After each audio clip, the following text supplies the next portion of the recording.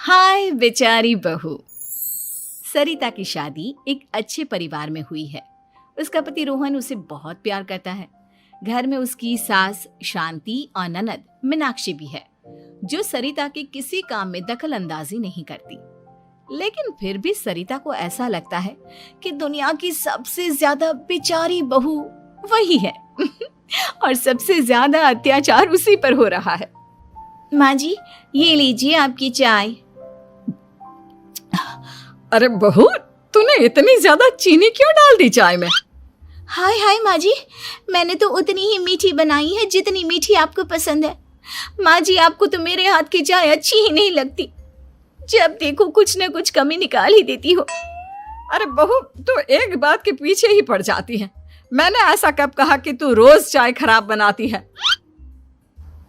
सरिता अपने कमरे में चली जाती है और फोन उठाकर अपनी माँ से बात करती है। हेलो माँ, कैसी हो आप? क्या कर रही हो? मैं तो ठीक हूँ, पर तू बता, तेरा मूड कैसा है? तेरी आवाज से लग रहा है कि कुछ तो हुआ है तेरे ससुराल में। अरे क्या बताऊँ माँ, यहाँ तो हर समय मेरे साथ बहुत बुरा व्यवहार होता है। मैंने अपनी सास के लिए इतनी अच्छी चाय बनाई, लेकिन मेरी सास चाय पीते ही मुझे 4 बातें सुना दी। बेटी, तू इतनी छोटी छोटी बातों पर ध्यान ही क्यों देती हो? तुम्हारी सास ने कुछ बोल भी दिया तो क्या हो गया, वो बड़ी है ना तुझसे। माँ ने इतना समझाया, लेकिन इस बात का सरिता पर कोई असर नहीं हुआ। अपनी बेचारी बहू की छवि वो बदलना ही नहीं चाहती। अगली सुबह सब नाश्ते की टेबल पर बैठकर नाश्ता कर रहे थे, तभी सरिता ने अपने पति से कहा, सुनिए जी, मुझे ना आज बाजार से कुछ सामान लेकर आना है। आज आप ऑफिस से आने के बाद मुझे लेकर चलना ना। भाभी, मुझे भी कुछ किताबें खरीदनी है। आप दोनों जा ही रहे हो तो मेरी किताबें भी ले आना। लो, अभी तो बात ही की है बाजार जाने की, तो एक फरमाइश आ गई। माँ जी, आप भी बता दो कुछ, और हाँ, मोहल्ले वालों से भी बोल दो अगर वो कुछ मंगवाना चाहते हो तो। बेचारी मीनाक्षी अपना सा मुंह लेकर रह गई। ये सब देखकर रोहन से चुप नहीं रह गया और वो गुस्से में बोला, सरिता, क्या हो गया है तुम्हें? मीनाक्षी ने तो सिर्फ किताबों के लिए बोला है। तुम्हें मीनाक्षी से इस तरह से बात नहीं करनी चाहिए। माफी मांगो उससे अभी। क्या? मैं माफी मांगू? दिन भर आपके घर के काम करूं मैं, आपकी और आपके घर वालों की बातें सुनूं मैं, और अब माफी भी मैं मांगू? ऐसा कभी नहीं हो सकता। ये बोलकर सरिता वहां से चली जाती है। एक दिन उनकी पड़ोसन घर आती है। अरे सरिता, क्या कर रही है? और क्या करूंगी भाभी जी, बस घर का काम ही कर रही हूँ। आप बताओ कैसे आना हुआ? अरे मैं तो तुम्हारा हालचाल पूछने आई थी, लेकिन तुम तो बिजी लग रही हो। कोई बात नहीं, मैं बाद में आ जाऊंगी। और क्या करूं भाभी जी, जब से शादी होकर आई हूँ ना, बस काम ही कर रही हूँ। और इस घर में ना कोई मेरी कदर नहीं करता। पति है जो बस घर से ऑफिस, ऑफिस से घर। ननद को तो कॉलेज से फुर्सत नहीं। बची सास तो उनका सारा समय मेरी गलतियां निकालने में लग जाता है। अरे ये क्या कह रही हो सरिता? तुम्हारी सास तो पूरे मोहल्ले में तुम्हारी तारीफ करती फिरती है कि तुम बहुत अच्छी हो, पूरा घर तुम्ही ने संभाल रखा है। हाँ तो क्या हुआ, इसमें गलत क्या कहती है? सच्ची तो कहती है। मेरी मर्जी के बिना इस घर का पत्ता भी नहीं हिलता। शाम को जब रोहन घर आया तो उसने सबसे कहा, कल हम सबको मौसी जी के घर जाना है। उनकी बेटी की शादी है। सब अपनी अपनी पैकिंग कर लो, सुबह होते ही निकल जाएंगे। और सरिता, तुम कान खोलकर सुन लो, वहां जाकर किसी की बुराई भलाई शुरू मत कर देना, नहीं तो मुझसे बुरा कोई नहीं होगा।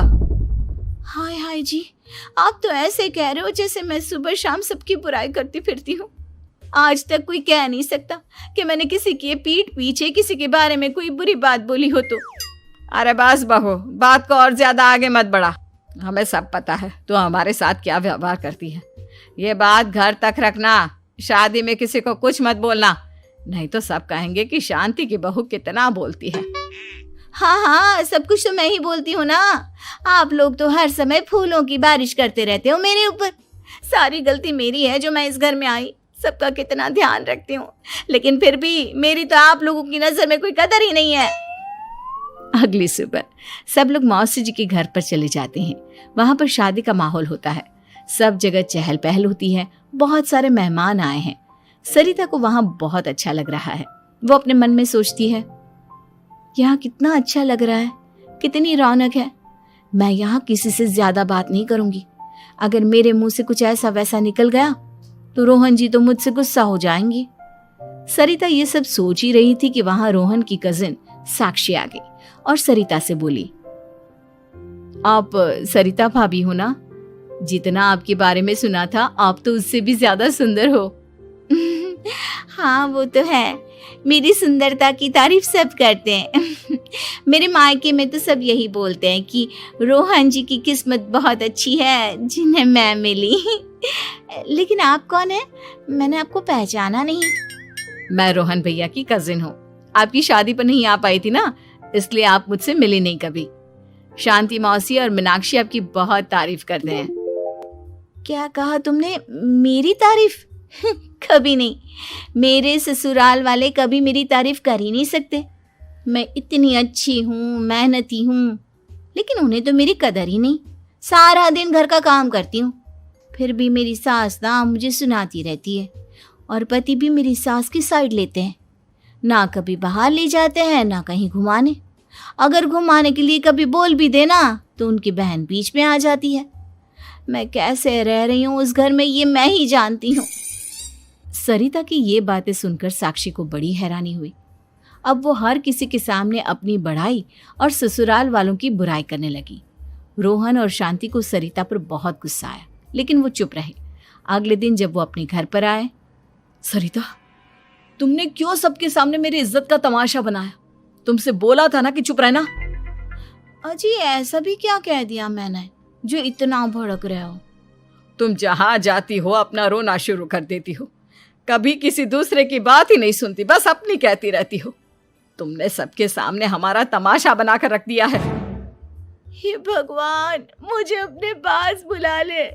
जिस घर में मेरी कदर ही नहीं उस घर में मेरा क्या काम? अरे क्या करूंगी मैं यहाँ रहकर? जो भी आता है मुझे सुनाकर चला जाता है। मैं तो किसी से कुछ नहीं कहती। सीधी सादी बहू मिल गई है ना सबको, तो जो जी में आए वो करो। सरिता ने अपने आगे किसी को कुछ बोलने ही नहीं दिया और उस दिन भी उसने सबके सामने खुद को बेचारी बना ही दिया। अगले दिन मीनाक्षी कॉलेज के लिए लेट हो रही थी, इसलिए वो हर काम जल्दी जल्दी कर रही थी। अपना नाश्ता लेने किचन में गई और पतीले में रखे गरम दूध को गिलास में डालने लगी। दूध का पतीला उसके हाथ से छूट गया और गरम गरम दूध उसके हाथ पर गिर गया। ओए माँ, हाय मेरा हाथ, माँ मेरा हाथ जल गया। मीनाक्षी की आवाज सुनकर सरिता दौड़ती हुई आई। ये क्या किया तुमने? तुम्हें नाश्ता चाहिए था तो मुझसे बोल देती, मैं क्या मना करती थी? अब पता नहीं कितने दिन की मुसीबत पाल ली तुमने। सरिता मीनाक्षी को उसके कमरे में ले गई और उसका बहुत ख्याल रखा। उसका इस तरह से ख्याल रखना शांति और रोहन को थोड़ा अजीब लगा। माँ, सरिता के दिमाग का भी कुछ पता नहीं। कल शादी में सबको इतना कुछ बोल कर आई है हमारे बारे में, और अब मीनाक्षी की कितनी अच्छी देखभाल कर रही है। ये ऐसा क्यों करती है? बेटा, तेरी बीवी की ना आदत हो गई है सबके सामने खुद को बेचारी दिखाने की, और आदत इतनी जल्दी नहीं बदलती। जब ये बोलना शुरू करती है तो रुकने का नाम ही नहीं लेती, इसलिए इसे पता ही नहीं चलता कि ये किसके सामने क्या बोली जा रही है। लेकिन दिल की बहुत अच्छी है। हमें भी अपना दिल बड़ा करके ये जैसी है इसे स्वीकार करना चाहिए।